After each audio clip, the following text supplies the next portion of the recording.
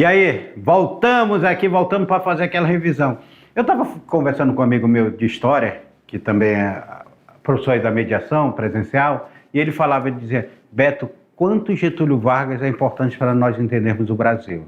E é mesmo, Getúlio Vargas, ele pega um período da história ali do início do século XX, que é daquela transição, foi feita a República, ficou a República Oligárquica, Getúlio Vargas quebra as pernas da República Oligárquica. Mas também ele vai se mostrar autoritário. Getúlio Vargas é controverso. Você uma hora está amando Getúlio Vargas e outra hora você está odiando Getúlio Vargas. Mas Getúlio Vargas deixa para a história um legado muito grande. Ele deixa a consolidação das leis trabalhistas, ele deixa direitos trabalhistas fundamentais, como foi o próprio, depois quando ele vai ter como ministro João Goulart, o aumento do salário mínimo em 100%, que vai ser um marco histórico. Getúlio Vargas, ele traz também um contexto de criação das grandes indústrias, grandes empresas nacionais. Getúlio Vargas vai dar um checkmate nos Estados Unidos na Segunda Guerra Mundial. Os Estados Unidos vai financiar Volta Redonda. Getúlio Vargas tem uma relação direta com o estado de Rondônia, porque é ele que cria o território federal do Guaporé. Mas vamos lá, na tela para vocês, olha a nossa revisão aí, Getúlio Vargas. Qual foi esse assunto nós?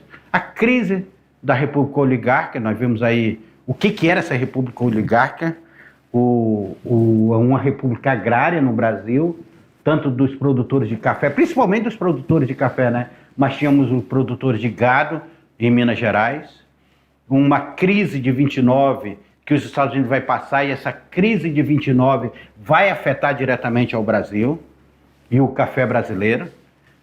E aí o que vai levar é a Revolução de 1930, ou seja, o golpe de Getúlio Vargas que tira o Washington Luiz do poder e não deixa Júlio Prestes tomar posse.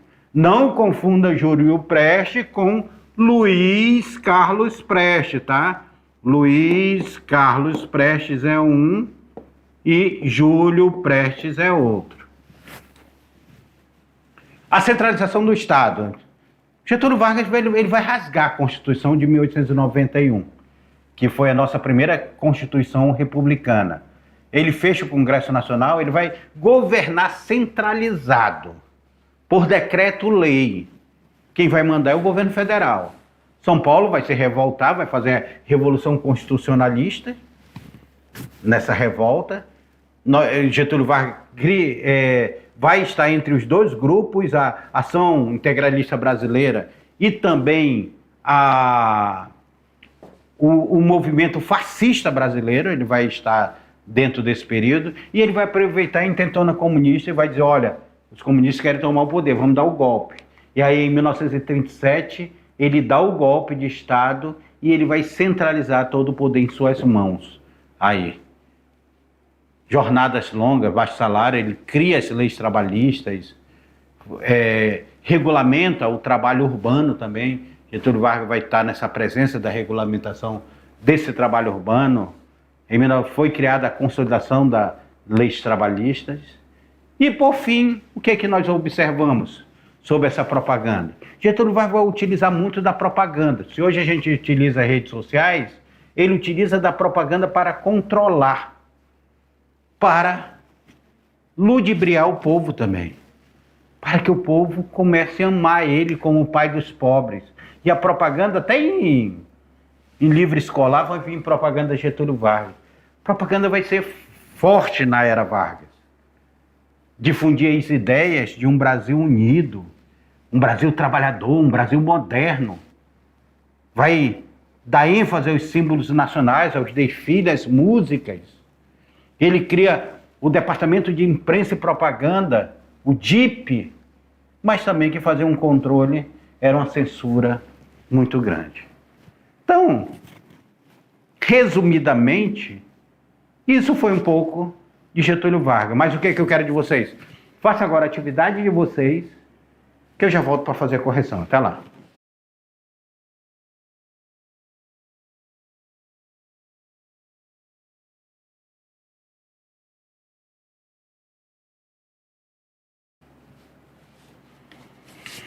E aí? Ficou tranquilo a atividade? Para a gente fazer agora a correção dela, nesse tempinho nosso. Como é que ficou essa questão da atividade? Essa atividade de sala. Quando você exercita, você tem mais ou menos a ideia de como será uma questão no Enem. Então você precisa exercitar tudo isso. Olha aí na tela para vocês. Nós temos aí, ó. A crise da República Oligárquica no Brasil esteve diretamente relacionada a transformações econômicas e políticas ocorridas no final da década de 20. Um dos fatores centrais desse processo foi o quê? Ampliação da industrialização nacional, que fortaleceu as elites urbanas e consolidou a democracia? Ou foi a crise do café, agravada pela queda da Bolsa de Nova York, que expôs fragilidades do modelo agroexportador? Ou seria a letra C? Fortalecimento das instituições democráticas e ampliação do voto popular. Ou letra D, crescimento das exportações agrícolas que consolidou o poder das oligarquias. Ou letra E, a redução da participação do Estado na economia, favorecendo o livre mercado. Nós estamos falando de quê? Um dos fatores centrais desse processo foi, nós estamos falando da crise da República Oligárquica. Nós estamos falando de quê? A transformação econômica e política ocorrida no final da década de 20 aí. Final da década de 20, eu estou me reportando a 1929. 1929, uma crise sem precedente vai abalar o mundo. Os Estados Unidos, que era o símbolo do capitalismo liberalista, vai sofrer um impacto crucial. Impacto este que vai afetar não só os Estados Unidos, mas vai afetar o mundo. A população do dia para a noite, ela vai se ver ali entre eu ter meu emprego garantido, no outro dia eu não tenho mais meu emprego, eu estou passando fome, eu estou na fila da sopa. A crise. Hoje, a gente acha que os Estados Unidos é modelo. Hoje os Estados Unidos tem muita crise. Hoje o consumo de droga nos Estados Unidos é muito grande. Hoje a pobreza nos Estados Unidos, tem pessoas que não sabem o que vão comer hoje nos Estados Unidos. Hoje a saúde dos Estados Unidos lá não tem SUS, né? Não tem saúde gratuita. As pessoas, elas preferem não ir ao médico, não adoecer. Ou quando adoece, ficam para si a doença para não ir para o hospital e gerar uma conta que ela não irá pagar, não ia conseguir pagar. E aí, naquele momento também, nós temos uma crise acontecendo nos Estados Unidos que ele vai afetar o Brasil. Nós estamos falando da queda da Bolsa de Nova York. Crash de 29. Por isso que a resposta correta é a letra B. A crise do café vai ser agravada pela queda da Bolsa de Nova York, que expôs a fragilidade do modelo agroexportador. Os Estados Unidos não estão ameaçando agora recentemente o Brasil com a taxação? Por quê? Porque o Brasil continua ainda sendo agroexportador. A soja ainda é o principal produto. A sorte que hoje, devido aos BRICS, o Brasil tem outros caminhos para vender os seus produtos. Tem a China, tem a Índia, tem a Rússia, tem a África do Sul, que são parte dos BRICS, e outros pequenos países que estão se formando nos BRICS. Mas, naquele momento, o Brasil era altamente dependente do consumo dos Estados Unidos. Bora para a segunda? Segunda questão. Olha aí. Qual foi que vocês responderam nessa daí? A construção da imagem de Getúlio Vargas como pai dos pobres esteve diretamente ligada a políticas sociais e à propaganda estatal. Essa estratégia política tinha como objetivo incentivar a oposição política organizada, reduzir a influência do Estado na vida social, fortalecer vínculos diretos entre líder e população, legitimando o regime, delimitar a participação dos trabalhadores na política ou promover o liberalismo econômico.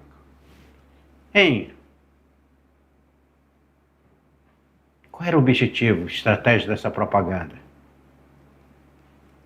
Hã?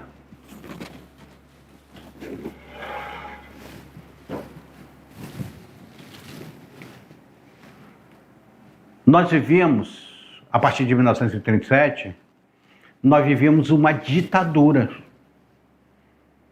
Getúlio Vargas estava governando uma ditadura, ele governava por decreto-lei. Mas ele precisava de um mecanismo que chancelasse o seu poder, que dissesse, não, Getúlio Vargas está certo, ele precisa ficar no poder.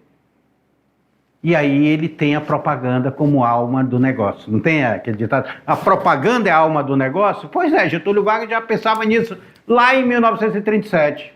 A propaganda é a alma do negócio. E ele cria o DIP, Departamento de Imprensa e Propaganda do governo federal. E esse DIP ele vai fazer controle da propaganda, controle do que é produzido, controle do que é falado, para ninguém falar mal de Getúlio Vargas. Porque ele precisava mostrar essa imagem, eu sou o pai dos pobres, eu estou na parada militar, eu estou ali. Os cartazes deles eram do desfile. Se hoje existisse essa lei de promoção pessoal, Getúlio Vargas estaria condenado. Hoje não, hoje nós não podemos fazer dentro do serviço público, lá com dinheiro do serviço público, promoção pessoal. Tá? Mas Getúlio Vargas fazia isso direto naquele momento. E aí ele se torna um ícone, um mito, um grande cacique desse momento. Na tela para vocês. Era fortalecer o vínculo direto entre o líder e a população, legitimando o regime que ele estava. Vamos para a questão de número 3.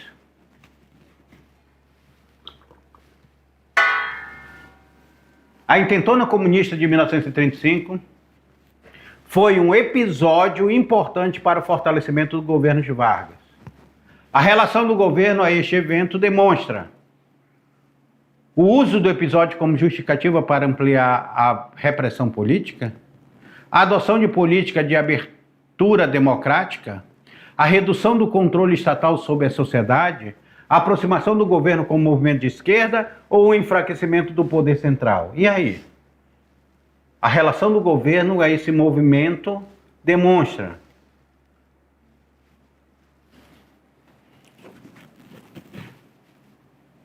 o Partido Comunista do Brasil, que tinha como Luiz Carlos Prestes, grande liderança, que ele vai ser criado, se não me engano, em 1922, ele traz para Getúlio Vargas de mão beijada uma justificativa para Getúlio Vargas endurecer o poder.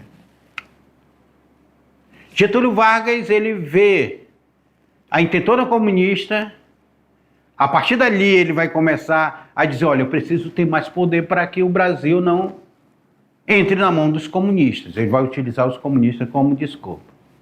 E aí, os caras caem na pegadinha de Getúlio Vargas.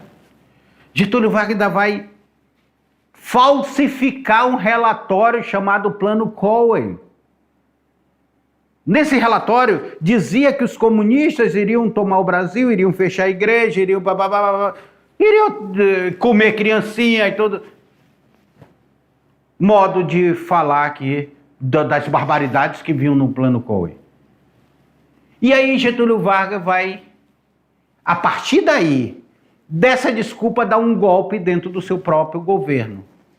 Vai endurecer a repressão. Vai rasgar a Constituição de 1934 e vai implantar o Estado Novo em 1937. Agora, o Brasil vive mais uma vez uma ditadura. Getúlio Vargas governando absolutamente sozinho. Com todo o controle da imprensa, com todo o controle dos meios sociais. Na tela para vocês. Resposta correta é a letra A. O uso do episódio como justificativa para ampliar a repressão política. Vem cá comigo, porque agora nós vamos, sabe para onde? Nós vamos decolar para o futuro. Nosso foguete vai... Porque agora vamos discutir questões mais voltada para o Enem. Olha essa primeira questão aí. Olha essa questão aí. Questão 4, leia o texto. A propaganda política do Estado Novo buscava apresentar o governo como defensor dos interesses nacionais e dos trabalhadores, ao mesmo tempo que restringia a liberdade de expressão e controlava os meios de comunicação, por meio do rádio, de eventos públicos e de campanhas oficiais, construíram-se a imagem de um líder próximo do povo e responsável pelo progresso do país. A partir da análise do texto e com o contexto histórico da Era Vargas, é correto afirmar que a propaganda política, letra A, garantiu a liberdade de expressão e fortaleceu o debate democrático do país. Letra B, promoveu a autonomia do meio de comunicação e as diversidades de opinião. Letra C, representou uma ruptura com o uso político do meio de comunicação no Brasil. Letra D, atuou como instrumento de legitimação do regime. Esse regime é o regime de Getúlio Vargas, regime autoritário, tá, de Getúlio Vargas. Ao mesmo tempo que reforçava o controle estatal sobre a sociedade, eliminou a influência do Estado na formação da opinião pública. E aí? Qual? A partir da análise do texto e do contexto histórico da Era Vargas, é correto afirmar que a propaganda política, está falando da propaganda do Estado Novo. E aí? Qual é a letra correta?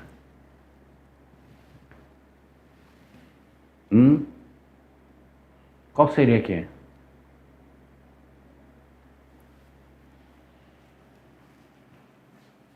O Estado Novo era um regime autoritário, era um regime ditatorial.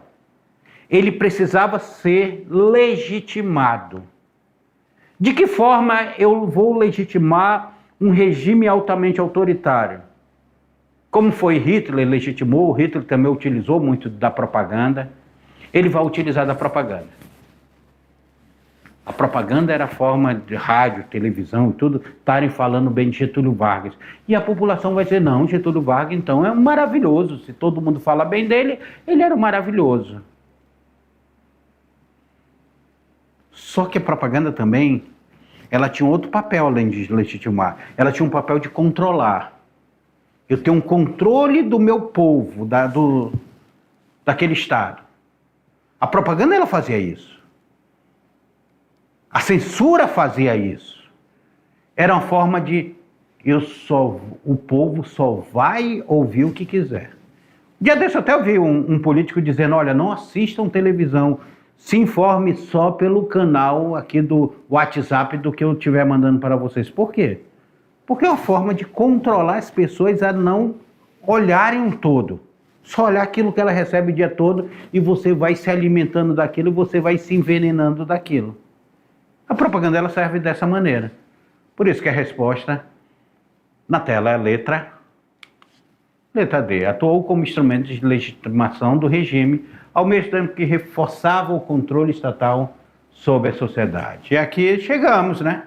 Chegamos ao final de mais uma aula, tá? Nossa aula se encerra agora neste momento, mas lembrando a vocês, leiam mais sobre Getúlio Vargas, leiam mais sobre o Brasil República. Essa leitura de Getúlio é entender um período da nossa história fundamental. Getúlio Vargas vai ficar 15 anos direto no poder. Vai ficar de 1930 a 1945. Isso é um período muito grande. E foi um período que ele vai passar por uma guerra, pela Segunda Guerra Mundial. E Getúlio Vargas tem esse papel de construção. Então, eu me despeço de vocês, mas a próxima aula nós vamos falar um pouco sobre o populismo. O que foi populismo? tanto de Getúlio Vargas, quanto de JK, quanto de Jânio Quadros e de outros políticos. Até a próxima.